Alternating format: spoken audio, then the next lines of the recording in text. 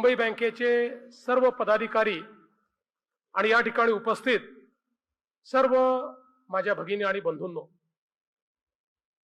खरं म्हणजे दरेकर साहेबांनी सांगितलं की ज्या वेळी मी कार्यक्रमात आलो त्यावेळी काही ना काही देऊन गेलो. असं असतानाही दरेकर साहेब, तुम्ही सगळ्या लोकांना उन्हात का बसवलं, हा माझा तुम्हाला प्रश्न आहे. बरं, उन्हात बसवलं तर बसवलं, अशा वेळी घेतला की तो सूर्य सरळ माझ्या तोंडावर येऊन राहिलेला आहे. त्यामुळे नेमकं तुमच्या मनात काय होतं, म्हणजे काय आमचं कमी राहिलं की तुम्ही आमचं घर उन्हात बांधलं, असा मला प्रश्न तुम्हाला विचारायचा. पण गमतीचा भाग सोडला तरी हा कार्यक्रम मुळात संध्याकाळी होता आणि मी तो दुपारी केल्यामुळे आपल्या सर्वांना उन्हात बसावं लागलं. त्याबद्दल पहिल्यांदा आपल्या सर्वांची क्षमा मागतो. आज मला अतिशय आनंद आहे की या दोन्ही प्रकल्पांचं आपण या ठिकाणी एकाचं उद्घाटन आणि एका प्रकल्पाचं भूमिपूजन करतोय. विशेषतः मुंबईमध्ये सहकार भवन असावं ही संकल्पना प्रवीणजींनी मांडली आणि सातत्याने त्याचा पाठपुरावा केला. त्याकरता जमीन शोधून काढण्यापासून सगळं काम हे प्रवीणजींनी स्वतः केलं आणि त्यानंतर मग आम्ही महाराष्ट्र शासन म्हणून ही जी काही जमीन आहे ती जमीन आपल्या मुंबई बँकेला त्या ठिकाणी हस्तांतरित केली आमच्या म्हाडाच्या माध्यमातून. आणि आज त्या ठिकाणी अतिशय चांगलं सहकार भवन आपण निर्माण करणार आहोत. या सहकार भवनामध्ये मोठा हॉल आहे, कॉन्फरन्स हॉल्स आहेत, त्या ठिकाणी प्रशिक्षणाच्या करता क्लासरूम्स आहेत. त्यामुळे सहकाराच्या क्षेत्रामध्ये ज्या ज्या गोष्टींची आवश्यकता आहे त्या सगळ्या गोष्टी या सहकार भवनामध्ये या ठिकाणी आपल्याला प्राप्त होणार आहेत. आणि म्हणून मुंबईमध्ये सहकाराकरता एक हक्काचं घर बांधल्याबद्दल प्रवीणजी तुमचे आणि मुंबई बँकेच्या सर्व संचालकांचे मी अतिशय मनापासून आभार मानतो.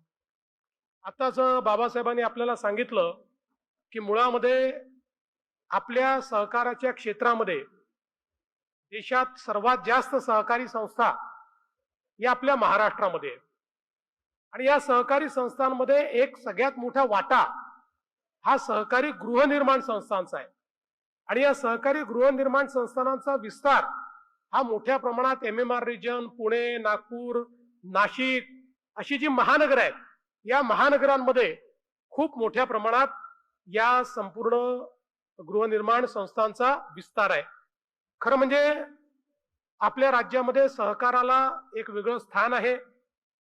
सहकाराने विशेषतः ग्रामीण भाग असेल, शेती असेल, शेतीपूरक उद्योग असतील, यात अतिशय उत्तम काम केलं आणि म्हणून आपण सगळे त्याच्याकडे विशेष लक्ष देत होतो. पण त्याच वेळी सहकारातलं गृहनिर्माणाचं जे क्षेत्र होतं हे मात्र मोठ्या प्रमाणात दुर्लक्षित होतं.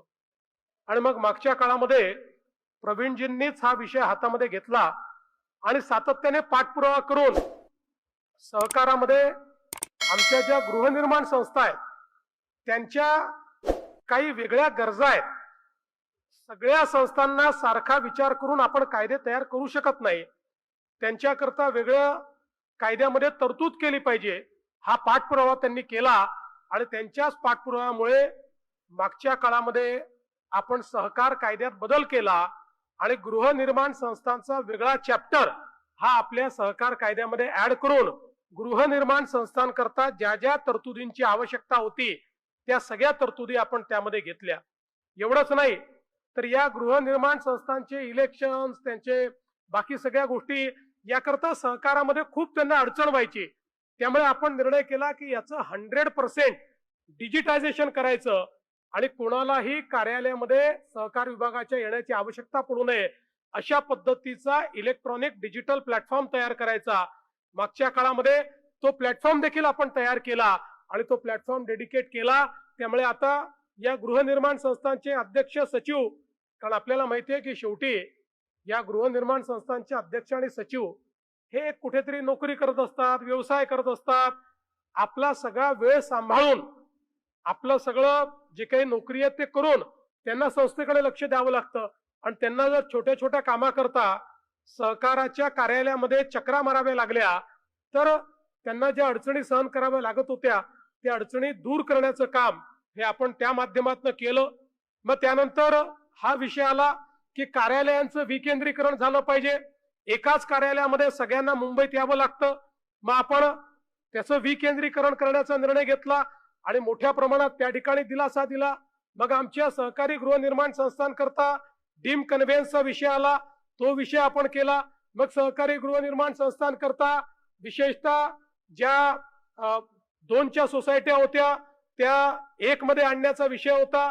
त्या सगळ्यांना भोगवटदार 1 मध्ये आणण्याकरता गृहनिर्माण सोसायट्यांकरता एक वेगळा निर्णय घेऊन आणि त्यांना अतिशय कमी दरामध्ये, मला असं वाटतं 5% त्या ठिकाणी वर्ग 1 मध्ये आणून त्यांना सोसायट्यांना त्यांच्या जमिनीचा मालक करण्याचा निर्णय देखील आपण त्या ठिकाणी केला.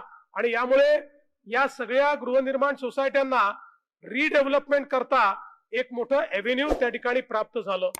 त्यानंतर मग एक अत्यंत चांगला मुद्दा प्रवीणजींनी या ठिकाणी आणला आणि सांगितलं की वर्षानुवर्ष या विकासाच्या या प्रक्रियेमध्ये ज्या गृहनिर्माण संस्था आहेत, कुठल्या तरी बिल्डर त्यांच्याकडनं एनओसी घेतो, त्यांच्याकडनं त्यांचे कन्सेंट घेतो, त्यांना बाहेर काढतो आणि मग वर्षानुवर्ष ते बाहेर येत नाही. किंबहुना त्यांच्या सोसायटीच्या भरोशावर बिल्डर मोठा होतो पण त्या सामान्य माणसाला काही मिळत नाही. आणि म्हणून स्वयंपुनर्विकास अशा पद्धतीचा एक मुद्दा हा प्रवीण भाऊंनी रेटून नेला आणि मला सांगताना आनंद वाटतो की आपल्या शासनाने त्या संदर्भात चांगले निर्णय केले. मी मुख्यमंत्री असताना पहिल्यांदा आपण निर्णय केले, शिंदे साहेब मुख्यमंत्री असताना पुन्हा निर्णय केले, आता मी मुख्यमंत्री असताना त्यातल्या ज्या अडचणी होत्या त्या सगळ्या दूर केल्या आणि आता स्वयंपुनर्विकास हा एक अत्यंत चांगला मुद्दा आपण हातामध्ये घेतलेला आहे की ज्या माध्यमातून मागच्या काळात काही इमारतींचं आम्ही उद्घाटन केलं, काहींचं भूमिपूजन केलं आणि मला पाहून इतका आनंद वाटला की ज्यांचं 500 चौरस फुटाचं घर होतं त्यांना बिल्डर 600 चौरस फूट देत होता, पण स्वयंपुनर्विकासात त्या 500 फूटवाल्याला कोणाला 900 फूट मिळालं, कोणाला 1100 फूट मिळालं आणि त्यांच्याही जीवनामध्ये एक मोठं परिवर्तन झालेलं आपण बघितलं. आपण जवळपास 17 मुद्दे स्वयंपुनर्विकासाला या ठिकाणी चालना देण्याकरता एक मोठी परिषद झाली. त्या परिषदेत 17 मुद्दे समोर आले की ज्या 17 मुद्द्यांमुळे सामान्य आमच्या सोसायटी धारकाला देखील स्वयंपुनर्विकास करता येईल. त्या दृष्टीने त्या 17ही मुद्द्यांना आपण मान्यता दिली आणि आज मुंबईमध्ये इतक्या मोठ्या प्रमाणात स्वयंपुनर्विकासाच्या योजना सुरू झाल्या. जवळपास 1600 योजना स्वयंपुनर्विकासाच्या आता मुंबईत सुरू आहेत आणि त्याच्या दुप्पट योजना आता रांगेमध्ये आहेत. आता प्रवीण भाऊ आमच्या मागे लागले आहेत की यांना फायनान्स द्यायचा आहे. आता मुंबई बँक अपुरी पडते आहे, त्यामुळे इतर बँकांना देखील तो फायनान्स देण्याच्या संदर्भात तुम्ही आम्हाला मदत करा.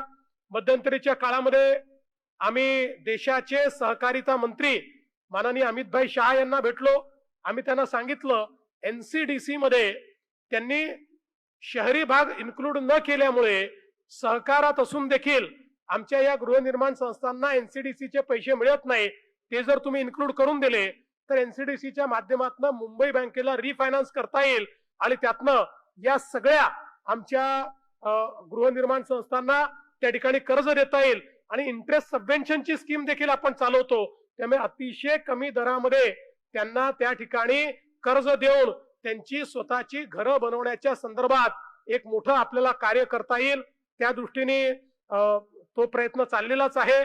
माननीय अमितभाईंनी त्याला खूप सकारात्मकता दाखवलेली आहे.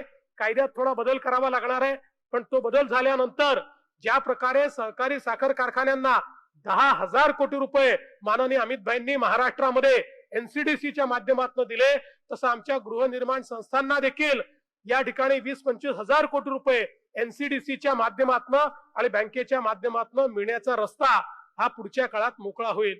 पण तत्पूर्वी आपला हाही प्रयत्न चाललेला आहे की मित्राच्या माध्यमातून आपली जी नीती आयोगाच्या सारखी आपली जी संस्था आहे, मित्रा महाराष्ट्र ट्रान्सफॉर्मेशन संस्था जी आहे इन्स्टिट्यूशन, त्याच्या माध्यमातून आपण काही एक्सटर्नल फायनान्सेस एकत्रित करून त्यातनं हा संपूर्ण जो मुंबई बँकेला मध्ये घालून हा संपूर्ण जो प्रकल्प आहे तो प्रकल्प त्याला चालना देऊन हे जे सगळे आता जवळपास 2-3 हजार प्रकल्प जे आता स्वयं पुनर्विकासाकडे वळतायत त्या सगळ्यांना सुलभतेनं त्या ठिकाणी फायनान्स मिळवून देण्याच्या संदर्भात आपण हे प्रयत्न सुरू केलेले आहेत आणि मला विश्वास आहे की या प्रयत्नातनं एक फार मोठी क्रांती होणार आहे. आणि म्हणूनच मी मुंबई बँकेचं मनापासून अभिनंदन करतो की मुंबई बँकेने या स्वयं पुनर्विकासाच्या क्षेत्रामध्ये सामान्य मुंबईकराला, मुंबईतल्या मराठी माणसाला त्याचं हक्काचं घर मिळण्याकरता या ठिकाणी जे कॉन्ट्रीब्युशन दिलंय ते अत्यंत महत्वाचं आहे. आणि त्याकरता प्रवीणजी तुमचं आणि मुंबई बँकेच्या सगळ्या संचालकांचं मी अतिशय मनापासून अभिनंदन करतो. खरं म्हणजे वेगवेगळ्या क्षेत्रांमध्ये मुंबई बँक इतकं चांगलं काम करते. राज्यातली आमच्या लाडक्या बहिणींकरता पहिली योजना ही मुंबई बँकेने तयार केली. मी प्रवीण भाऊंना म्हटलं मुंबई बँकेने काही योजना तयार करावी. आमच्या बहिणींना 1500 रुपये मिळतात. 1500 रुपयांनी काही खूप त्यांचं त्या ठिकाणी जीवन बदलेल असं नाहीये, त्यांना तो फक्त आधार आहे. पण आपण जर त्यांना वित्त उपलब्ध करून दिलं आणि त्यांना काही व्यवसाय करून दिला आणि त्याच्यामध्ये त्यांचा जो हप्ता आहे तो या 1500ला लिंक आपण केला तर त्यातनं फायदा होईल. आणि मग प्रवीण भाऊंनी एक चांगली योजना त्या ठिकाणी आणली की राज्य सरकारच्या विविध योजनांचा कॉन्व्हर्जन्स हा लाडक्या बहिणीशी करून आणि त्या ठिकाणी आमच्या मुंबई बँकेच्या माध्यमातून आम्ही त्यांना वित्त पुरवठा करू आणि आमच्या अशा लाडक्या बहिणी त्या ठिकाणी व्यवसाय उभ्या करतील.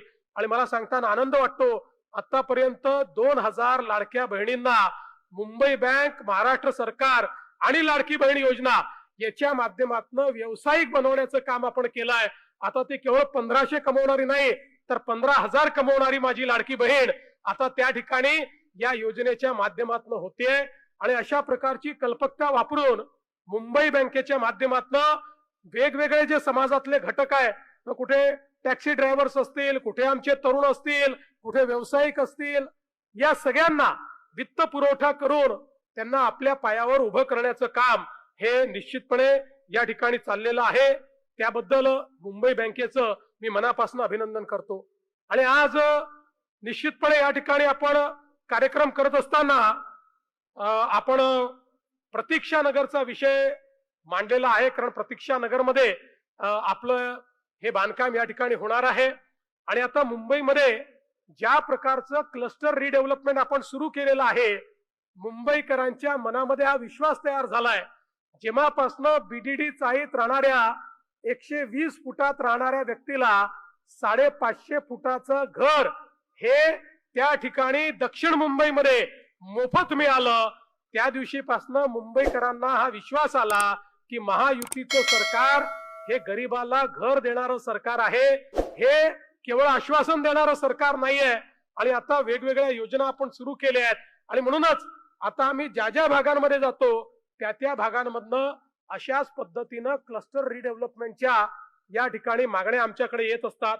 प्रतीक्षा नगर जे आहे इथे जवळपास 88 बिल्डिंग आहेत, ट्रान्झिट कॅम्प्स आहेत आणि या ठिकाणी जवळपास 8200 6200 टेनंट्स या ठिकाणी राहतात. आणि एकूणच आता 30 वर्षापेक्षा जास्त काळ या ठिकाणी झाला असल्यामुळे थोडं लँड सेटलिंग देखील चाललेलं आहे. काही इमारती त्या ठिकाणी धोकादायक देखील होत आहेत. आणि म्हणून त्यांची इच्छा आहे की आमचं रिडेव्हलपमेंट या ठिकाणी झालं पाहिजे. आणि म्हणून ज्या प्रकारे आपण अभ्युदय नगरचं या ठिकाणी रिडेव्हलपमेंटचा निर्णय घेतला त्याचप्रमाणे आता म्हाडाचे व्हीपी या ठिकाणी आहेत. संजीव जयस्वालजी, तुम्हाला मी आजच या ठिकाणी निर्देशित करतो की त्याच धर्तीवरच अभ्युदय नगर वगैरे आपण जे केलंय त्याच धर्तीवर प्रतीक्षा नगरचा देखील आपण प्रस्ताव तयार करा. इथल्या लोकांना एकत्रित घेऊन प्रतीक्षा नगरलाही म्हाडाच्या माध्यमातून उत्तम अशा प्रकारची घरं इथल्या सगळ्या रहिवाशांना आपण कशी देऊ शकू आणि त्यांचाही चांगल्या घरात राहण्याचा जो काही त्या ठिकाणी त्यांचं स्वप्न आहे, मोठ्या घरात राहण्याचं जे स्वप्न आहे ते कसं आपण पूर्ण करू शकू याचा आराखडा तात्काळ आपण तयार करावा अशा प्रकारची विनंती आपल्याला करतो. आणि आज पुन्हा एकदा एक अतिशय चांगल्या कार्यक्रमाकरता प्रवीण भाऊ तुम्ही आम्हाला बोलवलं. आता तुम्ही जसं रेकॉर्ड वेगात जमीन मिळवली, परवानग्या मिळवल्या, त्या ठिकाणी बांधकामाची सुरुवात आता तुम्ही आजपासून करताय, तसंच रेकॉर्ड वेळेमध्ये याचं उद्घाटन देखील झालं पाहिजे. ते म्हणतात तुमच्या काळातच करणार आहे, मी पुन्हा येणारच आहे, म्हणजे इथे उद्घाटन करायला. आपला नाराच आहे मी पुन्हा येईल. त्यामुळे जिथे भूमिपूजन केलं तिथे उद्घाटनाला जातो म्हणजे जातोच. त्यामुळे आपण अतिशय वेगानं हे काम या ठिकाणी पूर्ण करावं, अतिशय दर्जेदार अशा पद्धतीचं काम करावं आणि सहकार क्षेत्रामध्ये सहकार भवन हे कसं असलं पाहिजे हे सहकारातल्या प्रत्येक कार्यकर्त्याला त्याचा अभिमान वाटला पाहिजे, अशा प्रकारचं सहकार भवन असलं पाहिजे. अशा प्रकारची विनंती तुम्हाला करतो. मी असेन, बाबासाहेब असतील किंवा भोयरजी असतील, आमचं आजपासूनच उद्घाटनाकरता मी बुकिंग करतो. बाकी तर मंत्री येतीलच, पण आमचंही आपण या ठिकाणी बुकिंग घ्या आणि वेळेत या ठिकाणी आपण हे उद्घाटन करा, अशा शुभेच्छा देऊन माझे 2 शब्द संपवतो. धन्यवाद. जय हिंद, जय महाराष्ट्र.